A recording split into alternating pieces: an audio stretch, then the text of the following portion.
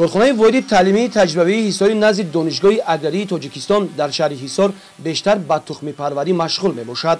دهقان اینجا از تخمی‌های اختراع کرده عالمان مملکت استفاده برده حاصل دلخواه می‌ریانند. برای تجربه کشاورزان این کارخانه در زمین‌هایشان کشت گندم، جو، پیاز، کارتوشکا، لبلبو و دیگر زراعت‌ها را خوب برآورده مانده با نتیجه‌های خوب جمع‌آوری می‌نمایند. حاصل جمع‌آوری نمودهشان از تمام زراعت‌ها کشاورزان را قانع گردانده و آنها از نتیجه محنت شبانه روزی خود ثمر می‌بردارند.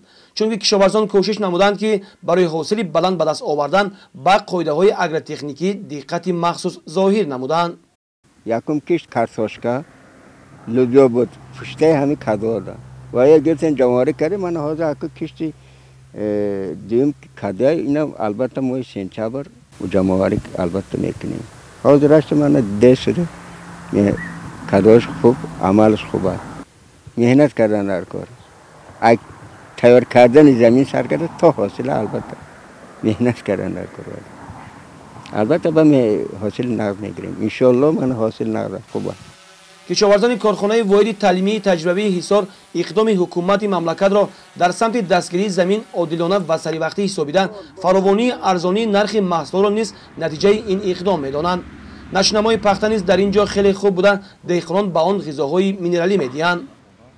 امروز در خواجگی 150 هکتار میدان پخته کشی کرده شده است که تا امروز آب دوم رو به انجام رساندیم، آب سوم رو سر کردیم، عضو قطعی یکم و دوم رو هم به انجام رساندیم. خواجگی ما دارای 245 هکتار زمینی آبی کره می باشد که از این میدان 30 هکتار کشی غله‌دانه و کارتوشکا پیاز کشی کرده بودیم که جمع‌آوری کردیم، حاصل نقص کردیم و امروز در میدان 30 هکتار کشت تکراری گذراندیم، تمام کردیم. از آن جمله کشت تکراری ما 1 هکتار لوبیا و خوراک چاروا، جگوری مکه، کارتوشکا. این سال چون که به همگان معلوم می باشد این سال هوای گرم شد، ما بسیارتر محصولات خود را کشت کرده خود را با آب تامین کردیم و ما توانستیم که حاصلات دلخواه را به دست آوریم.